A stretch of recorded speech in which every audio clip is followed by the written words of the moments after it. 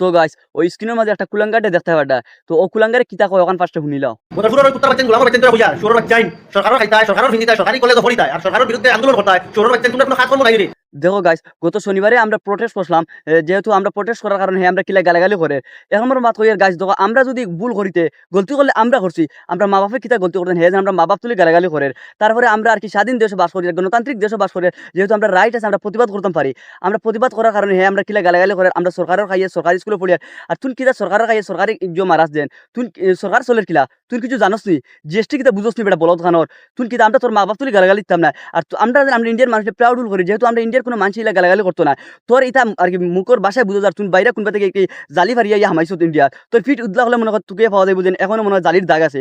তো গাইস সবাই ভিডিওটা বেশি বেশি করে শেয়ার করো, যেহেতু আমরা কিতা আমরা এনসি করে ধর ভাই বোন মা বাপ তুলি গালাগালি করে আমরা প্রতিবাদ করার কারণে আমরা এটা নিজের স্বার্থ লাগে করিয়ানি। দেখো আমরা সবার স্বার্থ লাগে করিয়া আর যেহেতু আমরা করিমে থাকতে আমরা প্রতিবাদ করতাম তুমি ওদের আমরা মা বাপ তুলি গালাগালি করে, যেহেতু আমরা করে মা বই করে আর কি সবার মা বাপ তুলি গালাগালি করে। তো সবাই ভিডিওটা বেশি বেশি করে শেয়ার করো আর ওগুরে যেন যেন হয় চপ্পল খুলিয়ে ওগুলো মুখে বাড়িয়ে সবাই চপ্পলের মারা অগুদ দিও, যাতে ওগুর আর কি সব ভিডিও শেয়ার করে যাতে ওগুর নামে থানাত এফআইআর দিন ওগুলো কড়া শাস্তি হইতো। তো আমরা বিচার লাগবো, যেহেতু হ্যাঁ কিতা লিগে আমরা আর কি আগুন মা বাপ তুলি গালাগালি করতো।